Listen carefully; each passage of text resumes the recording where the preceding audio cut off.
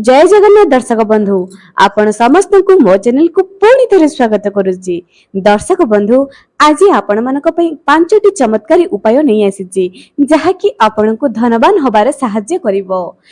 आपण के उपाय करंतु किमा न करंतु एही पांचटी उपाय जेउ महिला माने विशेष करी दियंती सेमानक जीवन रे केबे मध्य धनर अभाव हुए नाही।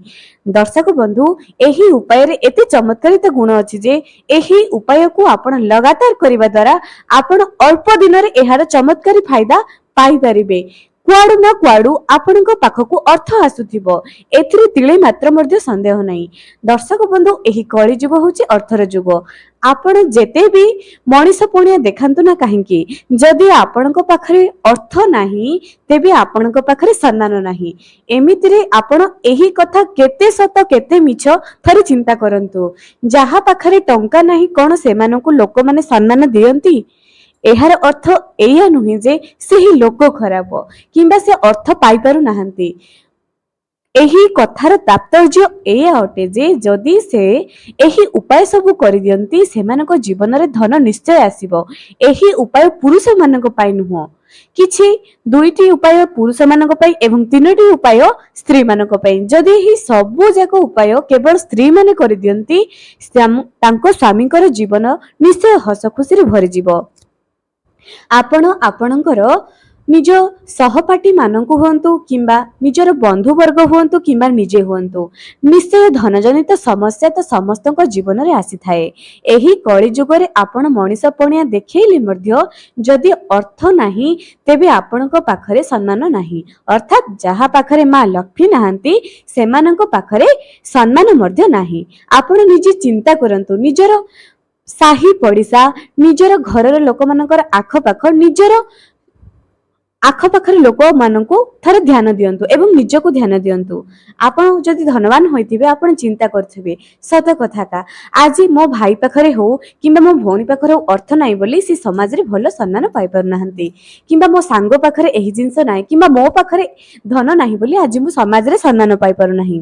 दर्शक बंधु एही पांचटी उपाय आपण आखि बंद करी करियंतु एवं आपण निश्चय मां महालक्ष्मीकर कृपा आपण निश्चय पाई परिबे। कुबेर समान धन आपणक पाखरे निश्चय आसी जिवो। थरे एही चमत्कारी उपाय करिके देखंतु आपणकर टंकाटे भी खर्च हेबो नाही। बस एही पांचटी उपाय को आपण माने आखि बंद करी करंतु। जदि आपणकर धनर समस्या शेष न हेबो आपण मते कमेंट जणेबे। दर्शक बंधु मु जे उपाय सब आपण मानकु बताउची सेही सब उपाय मु निजे करिची एवं मु निजे एहार मुक साक्षी अटे। मु आपण मानक पाखरे साक्षी अटे जे मु ए सब जिंस करिची एवं मु सफलता मध्य पाइची।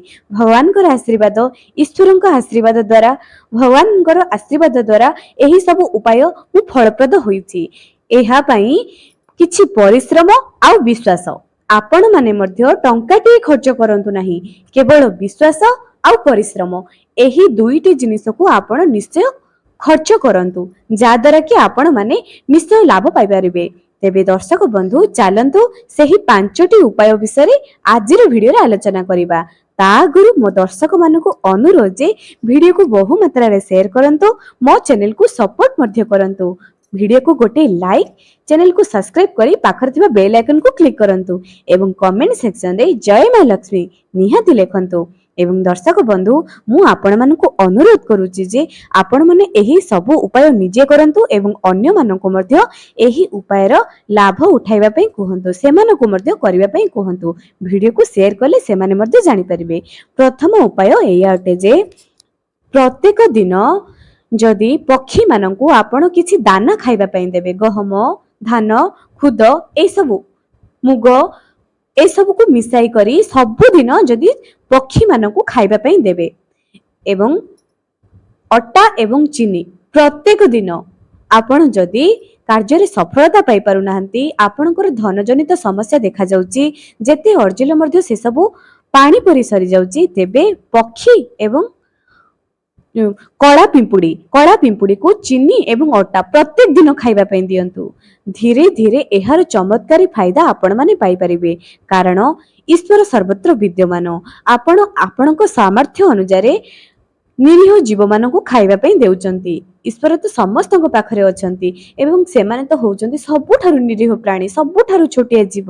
ଆପଣ ସେମାନଙ୍କୁ ଖାଇବାକୁ ଦଉଛନ୍ତି। ଏବଂ ଆଉ ଗୋଟିଏ କଥା, ପକ୍ଷୀମାନଙ୍କୁ ଏପରି ଜାଗାରେ ଖାଇବା ପାଇଁ ଦିଅନ୍ତୁ କି ଯେପରିକି ସେମାନଙ୍କର କିଛି ଅସୁବିଧା ହେବ ନାହିଁ।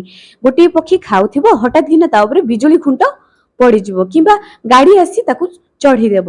ଏମିତି କଲେ ଆପଣ ପାପର ଭାର ମଧ୍ୟ ଉଠାଇ ପାରିବେ। ପିମ୍ପୁଡ଼ି ମାନଙ୍କ ପାଇଁ ମଧ୍ୟ ଏପରି ଜାଗାରେ ଖାଇବା ପାଇଁ ଦିଅନ୍ତୁ ଯେପରିକି କାହାର ପାଦ ନ ଲାଗିବ କିମ୍ବା ଗାଡ଼ି ଏସବୁ ତାଙ୍କ ଉପରେ ନ ଆସିଯିବ। ଯଦି ଆପଣ ଏପରି ଏକ ଜାଗାରେ ଖାଇବା ପାଇଁ ଦେଉଛନ୍ତି ଯାହାଦ୍ୱାରା କି ସେମାନଙ୍କୁ କ୍ଷତି ପହଞ୍ଚାଇବ, ତେବେ ଆପଣ ଅଧିକ ପାପର ଭାର ମୁଣ୍ଡାଇବେ। ତେଣୁକରି ସଦାସର୍ବଦା ସେମାନଙ୍କ ଜୀବନକୁ ଏବଂ ସେମାନଙ୍କ ପେଟକୁ ମଧ୍ୟ ଧ୍ୟାନରେ ରଖନ୍ତୁ। ପ୍ରଥମ ଉପାୟ, ଆଶା କରୁଛି ଆପଣମାନେ ପ୍ରଥମ ଉପାୟଟି ବୁଝି ସାରିଥିବେ। ଦ୍ୱିତୀୟ ଉପାୟ ଏହା ଅଟେ ଯେ ଯେଉଁ ମହିଳା ପ୍ରତ୍ୟେକ ଦିନ ନିଜ ଘରକୁ ଝାଡୁ ପୋଛା, এই ଦୁଇଟି ପ୍ରତ୍ୟେକ ଦିନ କରିବା ଦରକାର। ଯେଉଁ ଘରେ ପ୍ରତ୍ୟେକ ଦିନ ଝାଡୁ ଏବଂ ପୋଛା କରାଯାଏ ସେହି ଘରେ ମା ଲକ୍ଷ୍ମୀ ନିଶ୍ଚୟ ବିରାଜମାନ କରନ୍ତି। ଏବେ ଆଉ ଗୋଟେ କଥା, ସପ୍ତାହରେ ଗୋଟିଏ ଦିନ ଆପଣ ଡିପ୍ କ୍ଲିନ୍ କରିବେ। ଅର୍ଥାତ୍ ଯେପରିକି ଆପଣ ଥାକ ସଫା କଲେ, ନିଜ ଘରର ବୁଢିଆଣୀ ଜାଲକୁ ସଫା କଲେ, ପ୍ରତ୍ୟେକ ଦିନ କରନ୍ତୁ ନାହିଁ, ଗୋଟିଏ ଦିନ କରନ୍ତୁ। ମା ଲକ୍ଷ୍ମୀଙ୍କୁ ସଫାସୁତୁରା ପସନ୍ଦ, କିନ୍ତୁ ପ୍ରତ୍ୟେକ ଦିନ ସଫାସୁତୁରା ପସନ୍ଦ ନୁହେଁ। ଝାଡୁ ପୋଛା କରିପାରିବେ, କିନ୍ତୁ ପ୍ରତ୍ୟେକ ଦିନ ଯଦି ଆପଣ ଧୂଳି ସଫା କରୁଥିବେ, ଅଳନ୍ଦ ସଫା କରୁଥିବେ, ସେ ଭିତରେ ଅମାବାସ୍ୟା, ସଂକ୍ରାନ୍ତି, ଗୁରୁବାର, ପୂର୍ଣ୍ଣିମା, ଏକାଦଶୀ ଏସବୁ ଦିନ ଆସି ଯାଉଥିବ, ଆପଣ ପ୍ରତ୍ୟେକ ଦିନ ସଫା କରୁଥିବେ, ତେବେ ଆପଣଙ୍କ ଘରକୁ ଲକ୍ଷ୍ମୀ ଆସିବେ ନାହିଁ, ଚାଲିଯିବେ। ପ୍ରତ୍ୟେକ ଦିନ ଆପଣ ଝାଡୁ ଏବଂ ପୋଛା କରନ୍ତୁ। এই ଯୋଉ ଛୋଟିଆ ଛୋଟିଆ ପୋଛାକୁ ଗୋଟିଏ ଦିନ ଶନିବାର ଦିନ କରିଦିଅନ୍ତୁ। ନିଜର ଘର ଠାକୁର ଘରର ପୋଛା ସଫାସୁତୁରା ଏବଂ ଘରର ବୁଢିଆଣୀ ଜାଲ, ଘରୁ କିଛି ଅଳିଆ ବାହାରିବ, ଏସବୁକୁ ଶନିବାର ଦିନ ବାହାର କରନ୍ତୁ। ତୃତୀୟ ଉପାୟଟି ଏହା ଅଟେ ଯେ ନିଜ ଘରର ମୁଖ୍ୟ ଦ୍ୱାରକୁ ସଦାସର୍ବଦା ସକାଳୁ ଉଠିବା ପରେ ହଳଦୀ ପାଣିରେ ଛିଞ୍ଚନ୍ତୁ, ହଳଦୀ ପାଣି ପକାନ୍ତୁ। ଆପଣଙ୍କର ପିରିୟଡ୍ସ ବି ଆସିବ, ସେହି ସମୟରେ ବି ହଳଦୀ ପାଣି କିମ୍ବା ପାଣି ନିଜ ମୁଖ୍ୟ ଦ୍ୱାରରେ ପକାଇବା ଦ୍ୱାରା କୌଣସି ଦୋଷ ଲାଗିନଥାଏ। ଆପଣମାନେ ଯେକୌଣସି ବି ଅବସ୍ଥାରେ ଥାଆନ୍ତୁ ନା କାହିଁକି, ପ୍ରତ୍ୟେକ ଦିନ ନିଜ ଘରର ମୁଖ୍ୟ ଦ୍ୱାରରେ ହଳଦୀ ପାଣି ପକାନ୍ତୁ। ଏପରି କରିବା ଦ୍ୱାରା ମା ଲକ୍ଷ୍ମୀ ନିଶ୍ଚୟ ପ୍ରସନ୍ନ ହେବେ। ଏବଂ ମନେ ରଖନ୍ତୁ, ଏହି ହଳଦୀ ପକାଇବା ଦ୍ୱାରା ବୃହସ୍ପତି ଗ୍ରହ ଷ୍ଟ୍ରଙ୍ଗ ହୋଇଥାଏ, ଲକ୍ଷ୍ମୀ ନାରାୟଣଙ୍କର ଆଶୀର୍ବାଦ ମଧ୍ୟ ରହିଥାଏ। ଚେଷ୍ଟା କରନ୍ତୁ ଏହି ହଳଦୀକୁ ନିଜ ଘରର ଚାରିଆଡେ ମଧ୍ୟ ହଳଦୀ ପାଣିକୁ ଛିଞ୍ଚନ୍ତୁ, ଚାରିଆଡେ ପକାନ୍ତୁ। ସେଥିରେ କିଛି ଗଙ୍ଗା ଜଳ ପକାଇ କରନ୍ତୁ। ଏହି ଉପାୟକୁ ଆପଣ ପ୍ରତ୍ୟେକ ଦିନ କରନ୍ତୁ। ଏହି ତିନୋଟି ଉପାୟ ଦର୍ଶକ ବନ୍ଧୁ ଚେଷ୍ଟା କରନ୍ତୁ ଯେ ଯେଉଁ 5ଟି ଉପାୟ ଆଜି ଆପଣମାନଙ୍କୁ ବତାଇବି, ଯଦି ସତରେ ଆପଣଙ୍କୁ ଧନବାନ ହେବାକୁ ଇଚ୍ଛା, ଥରେ ଏହି ଉପାୟ ସବୁ ଆପଣ ନିଜ ନୀତିଦିନିଆ ଜୀବନରେ କରିକି ଦେଖନ୍ତୁ। ଯଦି ଆପଣଙ୍କର ଧନଜନିତ ସମସ୍ୟା ଦୂର ନ ହେବ, ଆପଣ ମୋତେ କମେଣ୍ଟ ସେକ୍ସନରେ ଜଣାଇବେ ଯେ ଆପଣ ମିଛ କହିଥିଲେ। ଥରେ କରିକି ତ ଦେଖନ୍ତୁ, କେତେ ଯେ ଆପଣଙ୍କ ଫଳପ୍ରଦ ହେବ ଚିନ୍ତା କରିପାରିବେ ନାହିଁ। ଚତୁର୍ଥ ଉପାୟଟି ଏହା ଅଟେ ଯେ ଆପଣ ନିଜର ସାମର୍ଥ୍ୟ ଅନୁସାରେ ଯେତେ ବି ଟଙ୍କା ଆପଣ ରୋଜଗାର କରୁଛନ୍ତି, ନିଜର ମାସିକୀୟ ଦରମା ଆପଣ ଯାହା ବି ଆଣୁଛନ୍ତି, ପ୍ରଥମରେ ନିଜ ଠାକୁରଙ୍କ ପାଇଁ କିଛି ରଖନ୍ତୁ, ଯାହାକି ଆପଣ ମନ୍ଦିରକୁ ଦେବେ ଏବଂ କିଛି ଗରିବ ଲୋକଙ୍କ ପାଇଁ। ଦର୍ଶକ ବନ୍ଧୁ, ଯଦି ଆପଣ 50 ଟଙ୍କା ବି ବାହାର କଲେ, 25 ଟଙ୍କା ଠାକୁରଙ୍କୁ, 25 ଟଙ୍କା ଗରିବ ଲୋକଙ୍କୁ, ସେତିକିରେ ବି ପ୍ରଭୁ ସନ୍ତୁଷ୍ଟ ଅଟନ୍ତି। ଯେ ଆମକୁ ସବୁ କିଛି ଦେଲେ, ଆମେ ତାଙ୍କ ପାଇଁ ହିଁ କିଛି ବାହାର କରିଦେବା। ଏବଂ ପ୍ରତ୍ୟେକ ଦିନ ଏବଂ ପ୍ରତ୍ୟେକ ମାସରେ ଯେଉଁ ଦରମା ଆଣିବେ, ଧନ୍ୟବାଦ ଜଣାନ୍ତୁ। ଯେତେବେଳେ ଆପଣଙ୍କର ଛୋଟିଆ ଛୋଟିଆ ଜିନିଷ ସମାଧାନ ହେଇଯାଉଛି, ଥରେ ଭଗବାନଙ୍କୁ ଧନ୍ୟବାଦ ଜଣାନ୍ତୁ, ହୃଦୟରେ ଧନ୍ୟବାଦ ଜଣାନ୍ତୁ। ଯଦି ଆପଣ ପୂଜା ପାଇଁ ସମୟ ବାହାର ବି କରିପାରୁନାହାନ୍ତି, ସେ ହେଉଛନ୍ତି ଭାବର ଠାକୁର। ଯେଉଁଠାରେ ବି ଥାଆନ୍ତୁ, ଯେଉଁ ମୁହୂର୍ତ୍ତରେ ଯେଉଁ ଅବସ୍ଥାରେ ବି ଥାଆନ୍ତୁ, ଭାବର ସହିତ ଯଦି ଠାକୁରଙ୍କୁ ଥରଟି ନମସ୍କାର କରିଦିଅନ୍ତି, ଥରଟି ମନ ପକାଇ ଦିଅନ୍ତି, ସେ ତତ୍କ୍ଷଣାତ୍ ଆପଣଙ୍କ ଡାକ ଶୁଣିବେ। ଫୁଲ, ପୁଷ୍ପ, ନୈବେଦ୍ୟ ଏସବୁ ତ କେବଳ ଦେଖାଣିଆ। ଏବଂ ଯେଉଁମାନଙ୍କ ପାଖରେ ସାମର୍ଥ୍ୟ ଥାଏ, ଯେଉଁମାନଙ୍କ ପାଖରେ ସମୟ ଥାଏ, କିନ୍ତୁ ଯେଉଁମାନଙ୍କ ପାଖରେ ସମୟ ନଥାଏ, ଭଗବାନ ନିଜେ କହିଛନ୍ତି, ଗୀତାରେ କହିଛନ୍ତି, ମୁଁ ହେଉଛି ଭାବର ଠାକୁର, କର୍ମର ଠାକୁର। ଅର୍ଥାତ୍ ଭଲ କର୍ମ କର। କେବଳ ଚାକିରିକୁ ଭଲ କର୍ମ କୁହାଯାଏନି, ଅର୍ଥ ଅର୍ଜନକୁ ଭଲ କର୍ମ କୁହାଯାଏନି।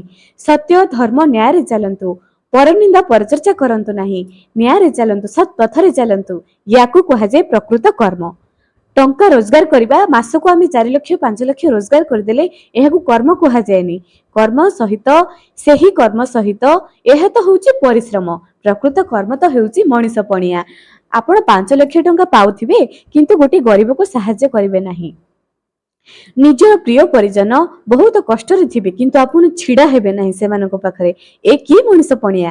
ଯାହା ପାଖରେ ମଣିଷ ପଣିଆ ନାହିଁ, କେତେ ଅର୍ଥ ଥାଉ ନା କାହିଁକି, ଭଗବାନ କେବେ ସନ୍ତୁଷ୍ଟ ହେବେ ନାହିଁ। ହଁ, ହୁଏତ ଏହି କଳି ଯୁଗରେ ସେ ସବୁ ପ୍ରକାର ସୁବିଧା ପାଇପାରେ କିନ୍ତୁ ଭଗବାନଙ୍କୁ ପାଇପାରିବ ନାହିଁ। ହୁଏତ ଆପଣମାନେ ମୋ କଥାକୁ ଭଲ ଭାବରେ ବୁଝି ସାରିଥିବେ।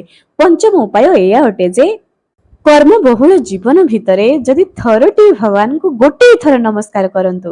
ପୂଜା ପାଇଁ ସମୟ ବାହାର କରିପାରୁନାହାନ୍ତି ତ ଠିକ ଅଛି, ମନ୍ଦିର ଯାଇପାରୁନାହାନ୍ତି ତ ଠିକ ଅଛି, କିନ୍ତୁ ସକାଳ ସମୟରେ ଗୋଟିଏ ନମସ୍କାର ସେଇ ପ୍ରଭୁଙ୍କ ପାଇଁ। ଗୋଟିଏ ନମସ୍କାର କଣ ଆପଣଙ୍କ ପାଇଁ ସମାନ ନୁହେଁ? କଣ ଗୋଟିଏ ନମସ୍କାର କରିବା ପାଇଁ ଆପଣଙ୍କ ପାଖରେ ସମୟ ନାହିଁ? ଏତେ ବି ବ୍ୟସ୍ତବହୁଳ ଜୀବନ କାହାର ବି ନାହିଁ ଦର୍ଶକ ବନ୍ଧୁ।